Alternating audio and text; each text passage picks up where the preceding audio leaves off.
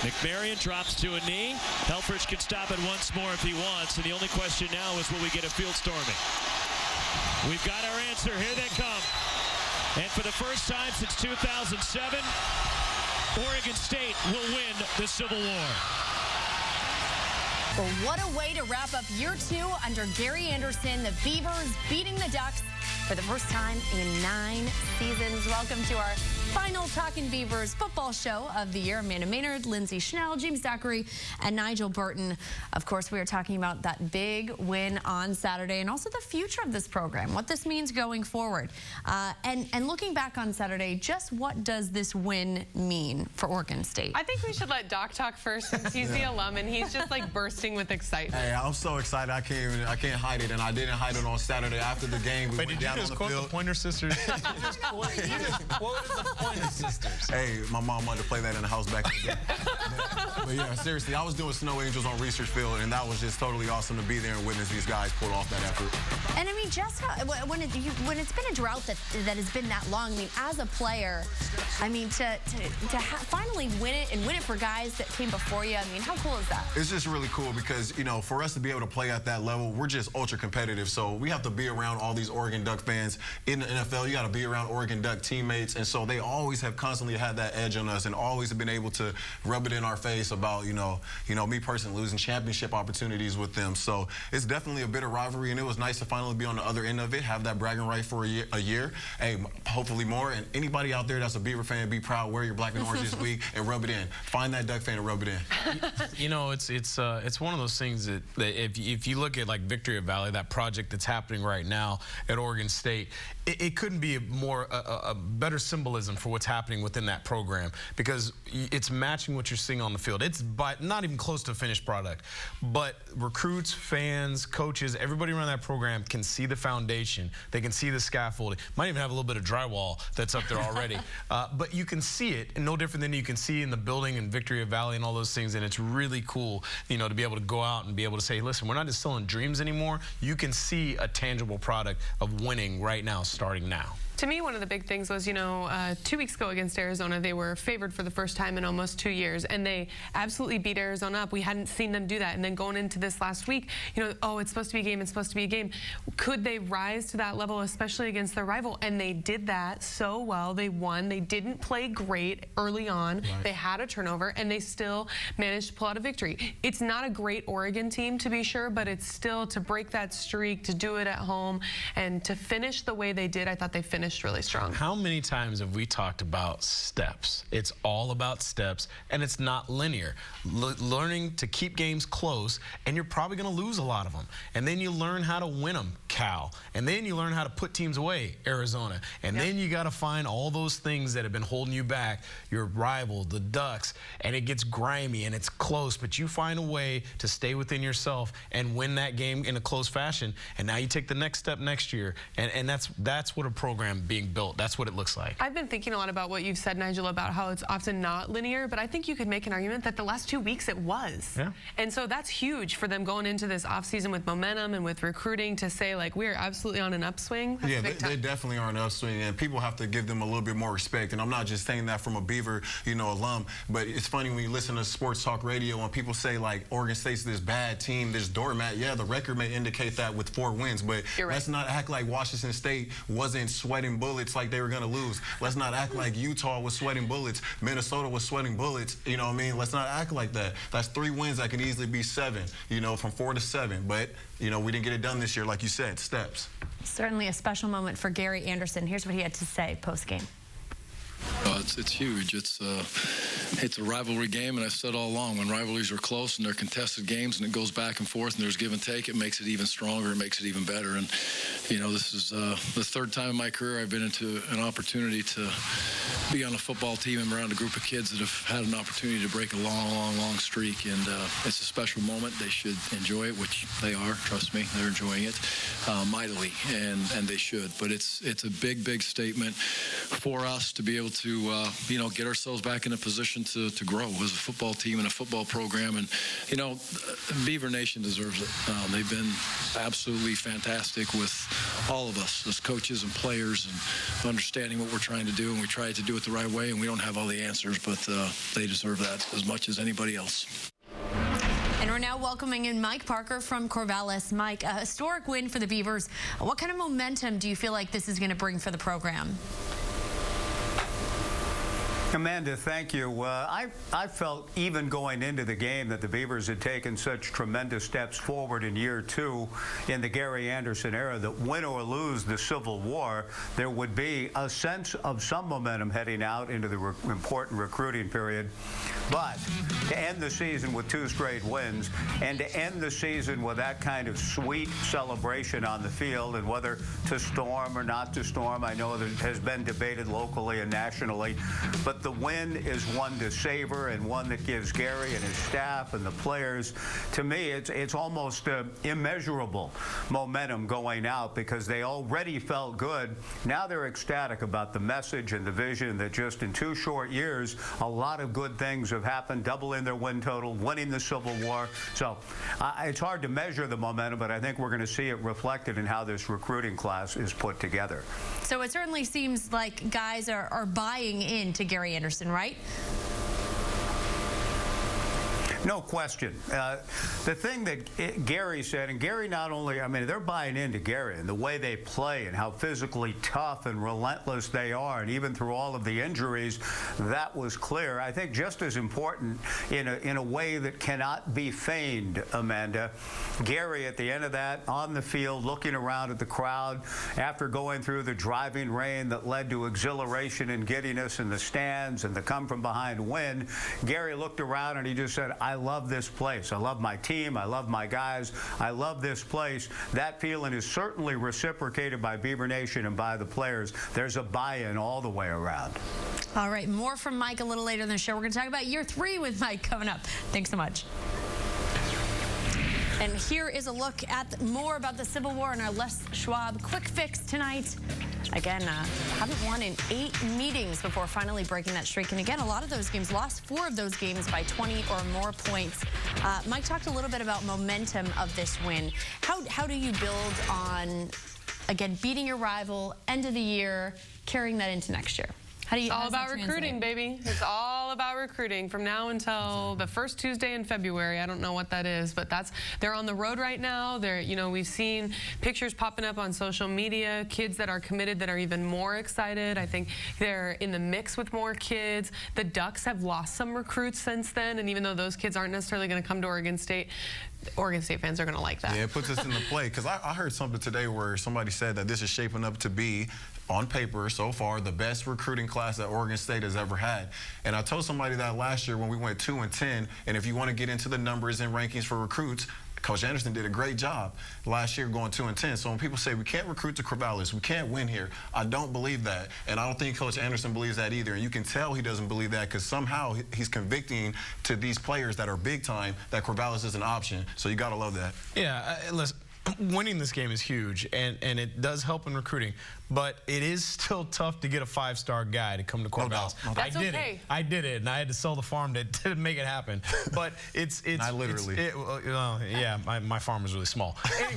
Anyway, the one thing that is great is, the one thing I can say is we won every single bowl game when I was at Oregon State. Yep. And that feeling of happiness, just going through those early morning workouts and the lifting of the weights and recruiting visits, knowing that you have that great momentum. And that's the beauty of college football. It's not the same as college basketball, March Madness, where everybody's crying except for Kentucky, right? It's not like, the College World Series where, everybody is upset except for the team that wins the whole thing. In college football, which has been the Beavers twice. You've got 40 bowl games, so 40 teams are happy because they finished their season off with a win, and then you've got those 5 or 10 teams like the Beavers who maybe didn't go to a bowl, but you had that signature win at the end of the season that makes you feel good going through the offseason.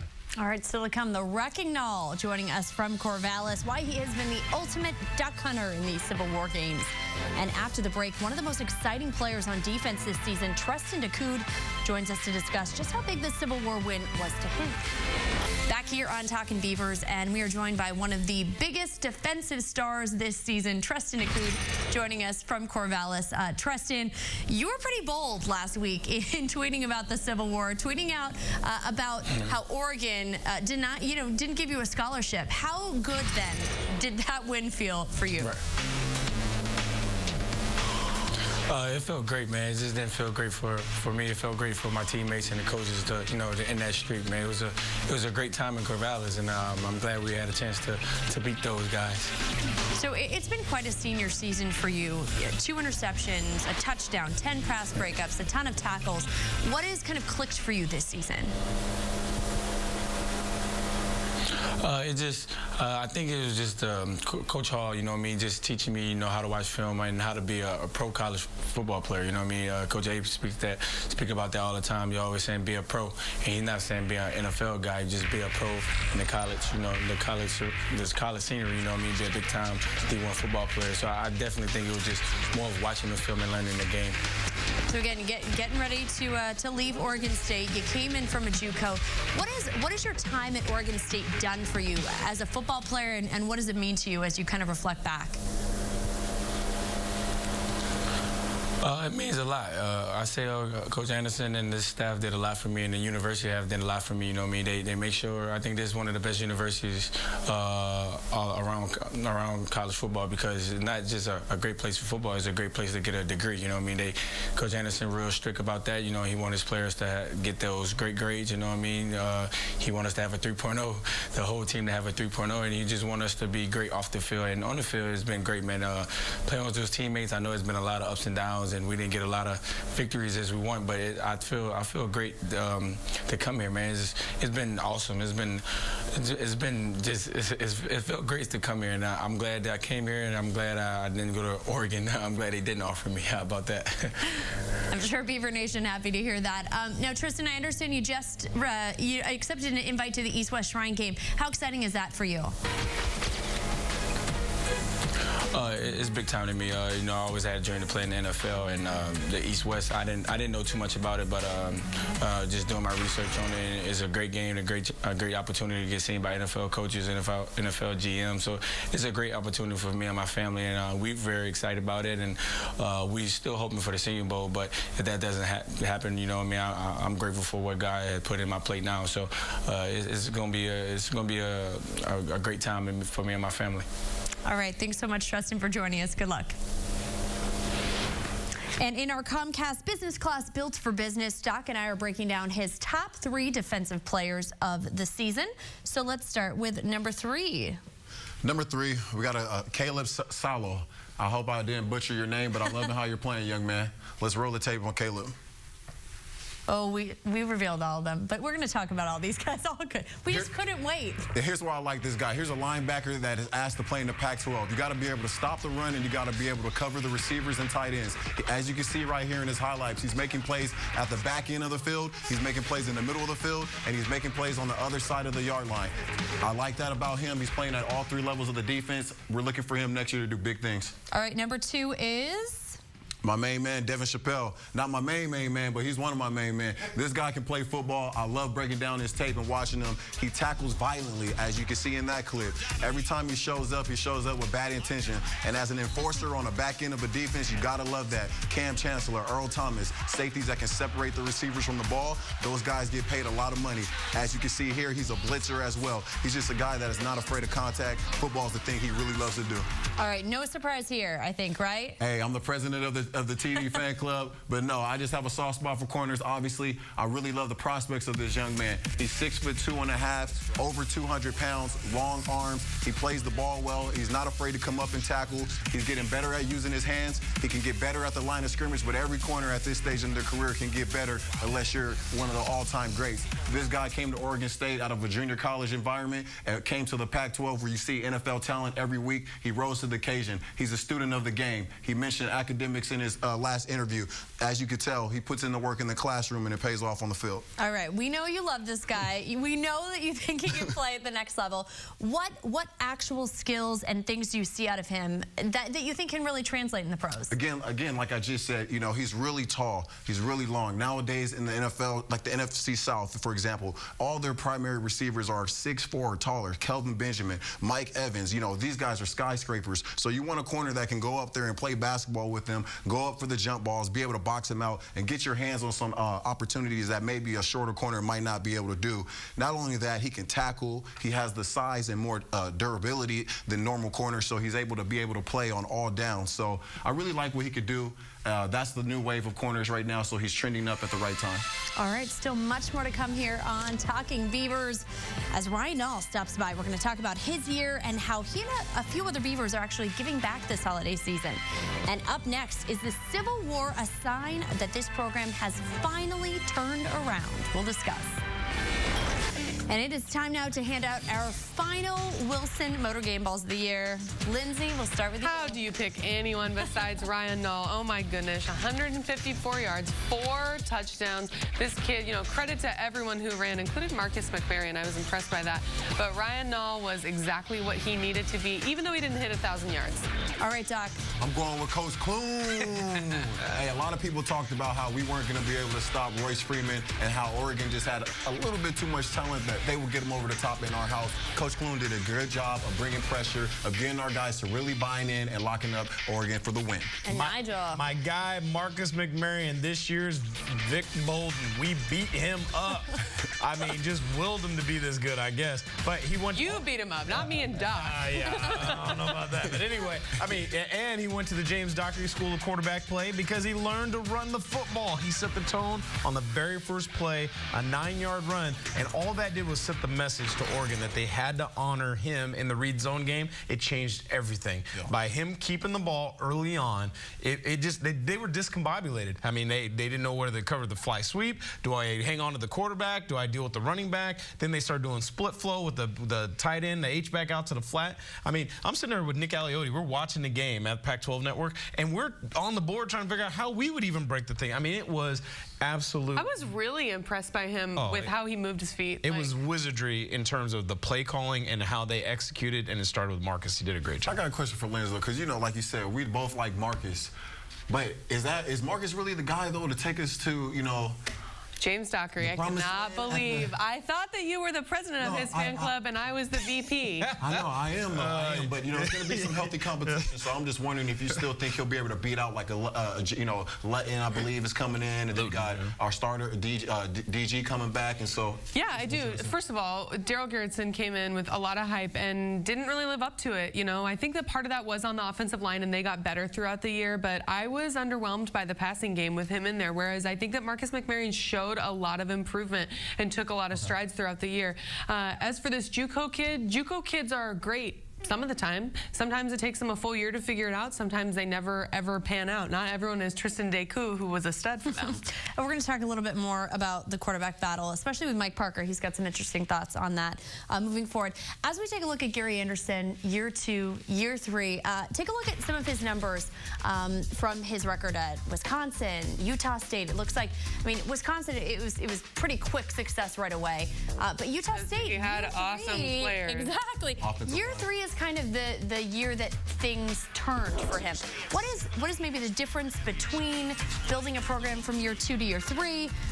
What do you expect from them next season? So one thing is, we don't know what the Pac-12 is going to look like this next year. I mean, is Mark Helfrich still going to be the coach at Oregon?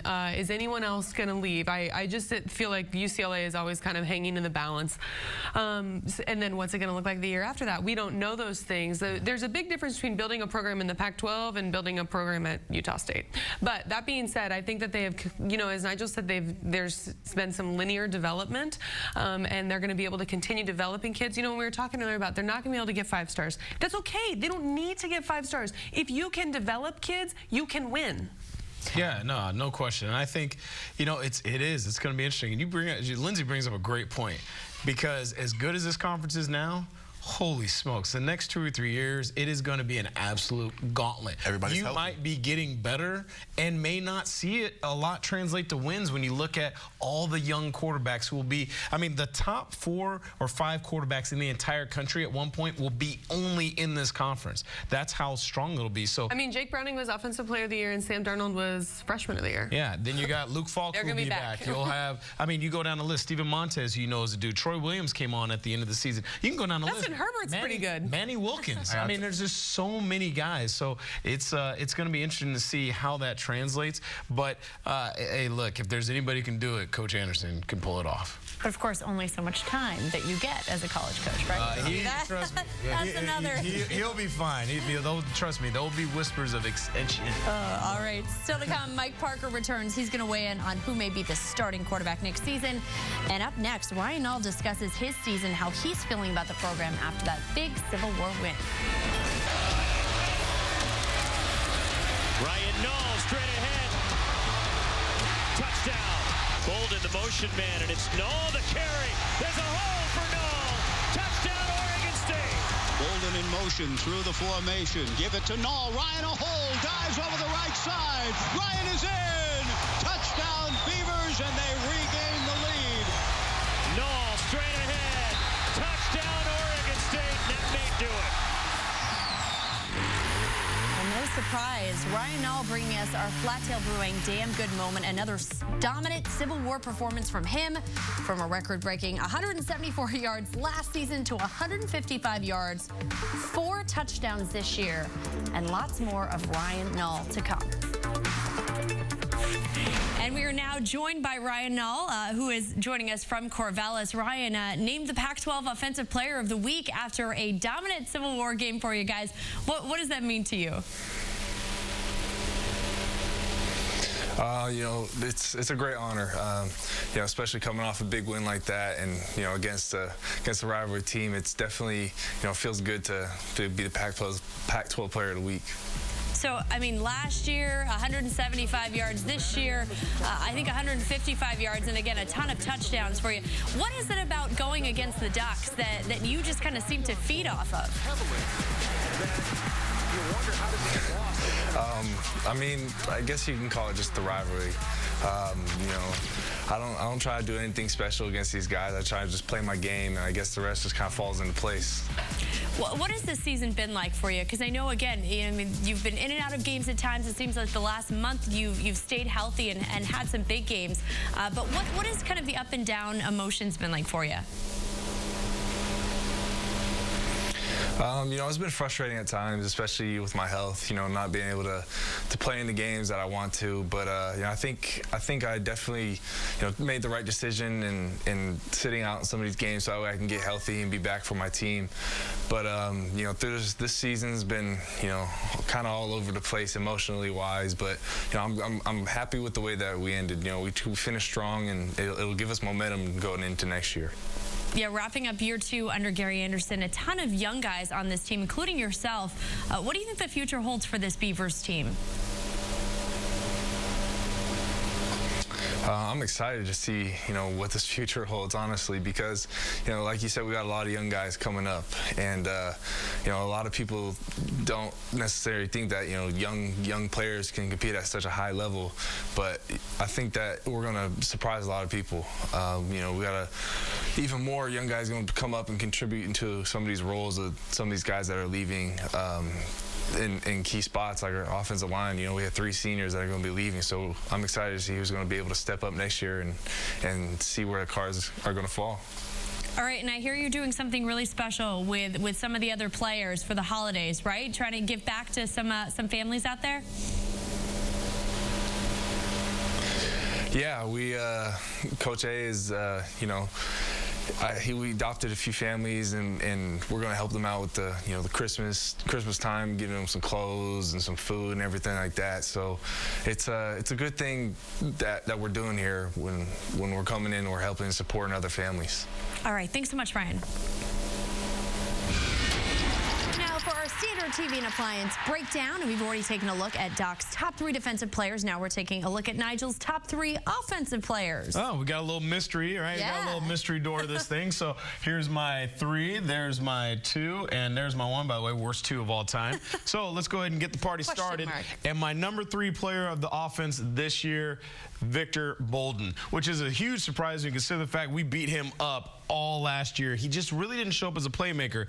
Here he is down here, and you can see he really solved his problem in terms of making plays. He ended up being the second leading rusher for the offense, was first in terms of receiving. And when he started to make plays like this against Washington State, plays on the ball, he's not a big guy, it was critical. And then in terms of the run game, he was absolutely pivotal. If you pay attention to the Civil War game, the fly sweep absolutely befuddled the Ducks, and it chained all their eyes to go on him, which allowed Ryan Nall to absolutely kill them in the run game. So here against University of Washington, does a great job outrunning the pursuit, blowing up angles with his speed. And I mean, there are real dudes. I mean, that's Buda Baker. There's Azim Victor, guys who would be up for Player of the Year. So did a great job there. My number 2 guy might be a little bit of a surprise, but the MVP of the offensive line, Sean Harlow, he changed everything for this offense. Remember the first week, I mean, we talked about Lindsey thought that the poor quarterback was going to die, and we didn't know what was going to happen. This is Sean Harlow right here, and to be honest with you, this is one of the baddest guys in the Pac-12. That is Tack McKinley. He is one of the most fierce edge rushers in all of college football. And you can see very early in the game against UCLA, he sent a message, you are not touching my quarterback. Did a great job, even though we didn't get a completion on this play, right, of protecting the quarterback's backside. Now, once again, here's my man Sean Harlow. And this is what I love against the University of Oregon in the Civil War. Biggest game. They're down by 7. And watch what he does in the run game, absolutely dismantling the Oregon Ducks. Hollis, defensive end, takes him and then get down on the ground, get up out of here. And you know what? I'm going to give you a little bit of something too. I mean, it was that attitude that he brought and his versatility. And then obviously the man, Ryan Nall, Central Catholic's own, Portland's own Ryan Nall. And the beauty is we gave him the nickname Norm Bulash. There's that fly sweep that shook everybody, gave the 1s and the 2s, and then he's able to turn on the afterburners. You're talking about a guy who's 235 pounds, who can run with that kind of authority and power, but also has breakaway speed. It's a rare combination. And then the thing that, it was funny in the telecast for the Civil War, they talked a lot about the thing that makes a lot of teams drool about him at the next level. It's not just his power and his size and his speed, but his ability to catch the ball out of the backfield and then his feet, whoop, throws a little Brendan Schooler by, and he's able to matriculate down the line. I mean, those are the things that make this guy really special, and the crazy part is he's only a sophomore. Lots to look forward to with Ryan Nall. Still ahead on the show, we're going to talk a little bit more about the youth of this team, our returners on who our analysts are most excited about in years to come, and who will be the starting quarterback next season. It's going to be a crowded room. We'll discuss with Mike Parker. Still ahead. Marcus McMaryion taking over the starting quarterback reins midway through this season after injuries to Darrell Garrettson and Connor Blount. Here's a look at his season numbers and his numbers versus Oregon, throwing for 1,286 yards, 10 touchdowns, 5 interceptions. And, of course, it's going to be a crowded quarterback room come spring. We're welcoming back Mike Parker from Corvallis. Mike, what did you think about Marcus McMaryion's performance this season?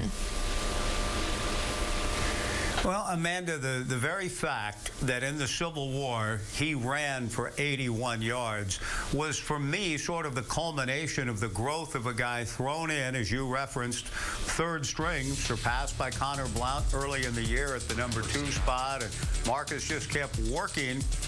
We were wondering if he might show not only an ability but a willingness to run the football. And the play that Kevin McGibbon drew up, play 1 in the Civil War, was a fake to Nall and a design keep from McMaryion that went for 9 yards.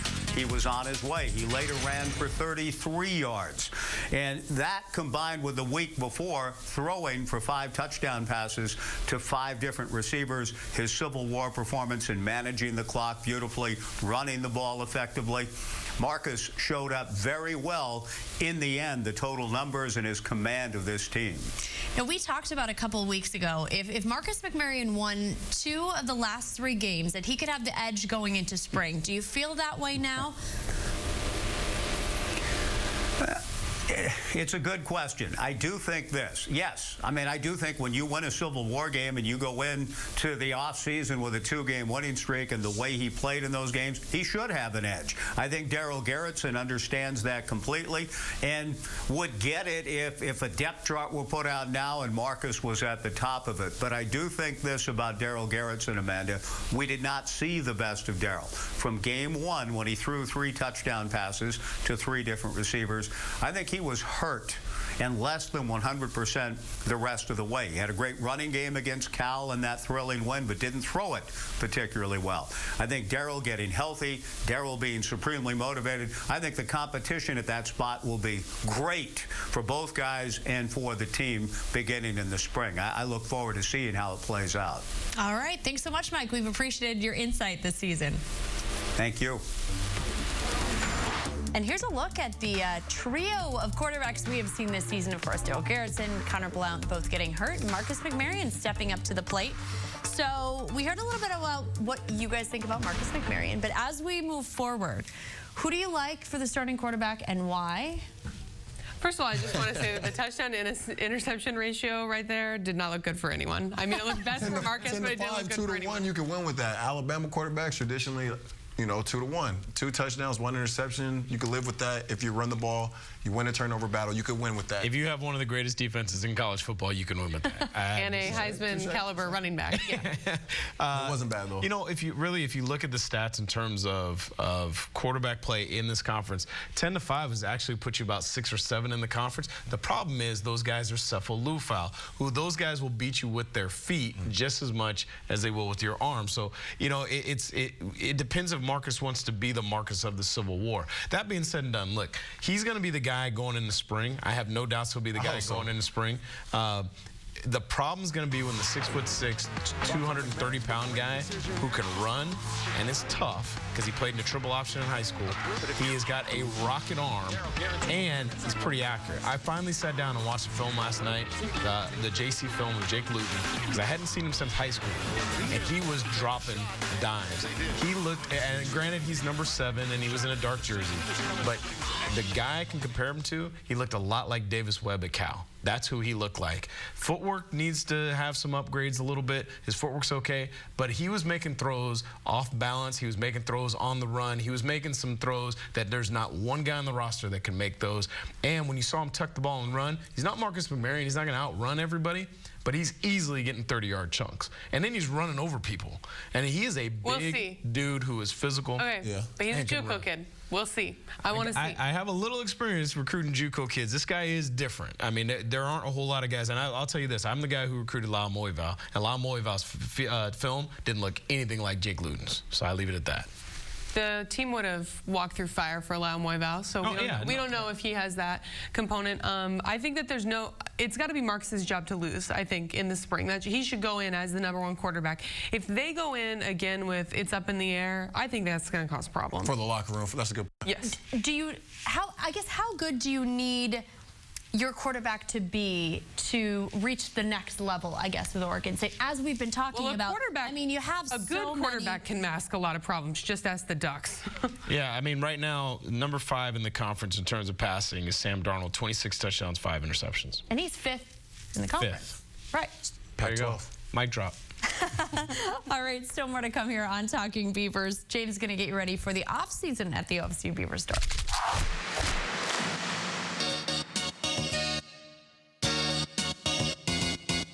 What's going on, Beaver Nation? It's James Dockery back at the OSU Beaver Store campus location. And Beaver Nation, it's been a great, long, exciting season. Come on down to the Beaver Store and let's start your holiday shopping. We have everything you can imagine here at the OSU Beaver Store. So come on down and find that special item for that special Beaver fan. We have everything you need here at the OSU Beaver Store. Fans start here.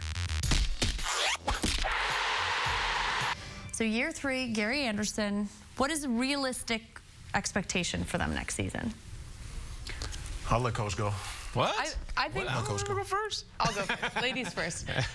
Okay, so I think that they will go to a bowl. The question is, do they have to go to a bowl? Does the fan base expect that? Will they get angry if they're not at a bowl game? You know, I think we should almost expect a bowl game. Sorry, man, I cut you off. No, I was going to say, you can take a look at those non-conference games because we've talked about. I mean, this looks like a schedule for a bowl game. Right? This looks like a schedule for a bowl game. You play Arizona and Arizona State. That's good. Here's your problem. So Portland State has knocked off Pac-12 before. Minnesota's still gonna be tough, and Colorado State. But even if you go 3-0 through that schedule, Arizona State is a much better team than they were this year. Manny Wilkins is a dude. Steven Montez and Colorado's coming off a 10-win season. Washington will be preseason one of the top 3 teams in the country, and Stanford is still Stanford. So those are all going to be tough games to win. The last time I went to Arizona did not go very well. Cal's going to be that one game that I would actually, no different than I felt good about the home win against Arizona going in this season. I kind of feel good about going down to Cal and possibly beating them because it's still a tough place to play, but the crowd doesn't get as involved. And we've had success down there and beat them last year. And Davis They also might have a new coach. I think Sonny Dykes is probably going to wind up at Baylor. Well, okay, and Davis Webb's not going to be around. So all those things kind of play in the favor there. It's going to be, can you pull off a win against a Stanford? You know, can you catch Arizona State? Hopefully that game is in November, and I will give them a much bigger chance of beating them. No different than the year that Coach Riley and those guys beat Arizona State at home. You know, inclement weather, that's just not what they're there for. So yeah, I think realistically, you can set a realistic goal at 6 wins and feel good about it. 7's a little high. At 5, you're still feeling progress. If you come out of that schedule with a 4-game season, you're pretty disappointed. What do you think it's going to take for Gary Anderson to win consistently at Corvallis? I mean, we were talking about it. You said the ceiling. There is no ceiling. But what is it going to take? What pieces do they need, even next season moving forward? Gary Anderson has a tremendous history with the Polynesian community. He has to keep recruiting those kids. That was a big thing when Riley had success at Oregon State. I think it's going to, there's not a lot of diversity in Corvallis. There's not a lot of diversity in Eugene either. Aaron Fentress talked about that on Talkin Ducks last night. But I think that if they can continue to establish that and then keep the local kids home, maybe not everyone, because, you know, it's hard to turn down like an offer from Stanford because of academics, but you keep the local kids home. Maybe you steal a recruit from Washington every now and then. I think they can win consistently then. Yeah, I agree. I think Coach Anderson just has to keep doing what he's been doing. The main thing for me, if I was a head coach and I'm building my team, it starts in the trenches. We talked about that all season with the run game and being able to stop the run. We got to be able to rush the passer. That means we need D ends, we need D tackles. We got to be able to consistently hand the ball to Nall. Everybody knows he's getting the ball. We got to be able to have guys that can move D linemen in the Pac-12 off the spot, and so we can run and play action. So whoever's our quarterback, they can have, you know, clear passing lanes. So for me, if I'm him, I'm trying to get the best linemen possible. I just think the thing that you see right now is there's an identity with this football team, so that's step 1. And I think step 2 is just building depth, because you're always going to have attrition, you're always going to have injuries. And you look at the secondary right now, you know, Jay Irvin didn't even play. There's guys who didn't play that will be substantial next year, and so they're building that depth, and that's what you need to be able to win consistently. I'm curious to see how many JUCO kids he continues to recruit, how big that becomes. You know, a lot of times when you're starting a program, that's huge. As you get more established, does he still want to do that? And here's a quick look at some of the guys that are returning. I mean, quite a lot of people, a lot of young guys returning. Who are you guys most excited about on this list?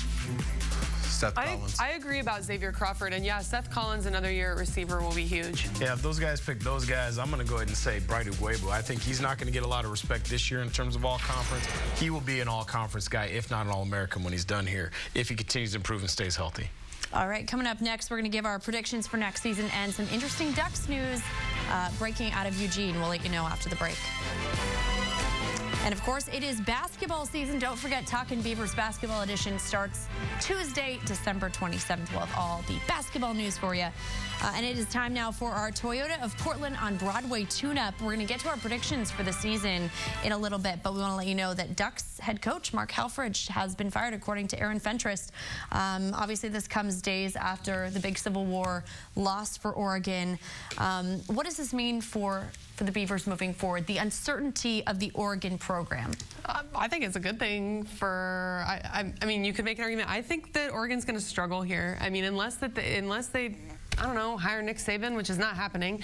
I don't know who they're going to get. I think that they're going to have to go through their own rebuilding. So it'll be really interesting. There's a lot of talk about PJ Fleck out of Western Michigan, who's undefeated right now, that he might be the next guy, kind of the guy in waiting. And he's young and energetic and brings a lot recruiting-wise. But I think it'll be really interesting for the Beavers right now. You know, now they instantly have an edge in recruiting because they know what's going on in their program, and the Ducks are going to be in limbo for a few days. No question. I think what it comes down to is you just fired a guy who went to 2 national championship games for somebody that hasn't ever been to one. So congratulations on one of the stupidest moves in Oregon football history. It will be the end of some things for a while there, because they also didn't pay attention to any history of college football. You can go down a list of what happened in Nebraska when they got rid of Solich. You can go to Florida when they got rid of when Spurrier left. You can go on down the history of college football programs who have taken successful coaches after 1 season and told them to hit the skids. It blew up in their face. Right now, the replacement unknown, of course, a huge buyout coming Mark Helfrich's way. Real quick, we're going to get into our predictions. One thing you expect is going to happen next season. Okay, I think they're going to beat a ranked team next year. I don't know what ranked team that's going to be. I don't know if they'll also be ranked and upset a higher ranked team, but I think that the pieces are in place for them to upset someone. They have learned how to win. They're getting more and more disciplined, and that's going to lead to something maybe like on a Thursday night in Corvallis, something weird. Doc? Yeah, I'm just expecting the Beavers to win more games than they lose next year. I think that Coach Anderson has us going in the right direction, and I fully expect if Beaver Nation comes out like we did in the Civil War, we can win all of our home games. Not just go to a bowl game, but they'll win one. So there you go. Ooh. We have a very special guest here. That his birthday is today. Nigel's son, Jace. Come on in. Jace, you can stand by me. Happy birthday. So Jace is a running back. I was going to say, future Oregon State star, maybe? Did you ask for protein powder for your birthday? You can get big? Nothing? Right. You got nothing? No. No? What's on your birthday wish list? Look at some of these houses.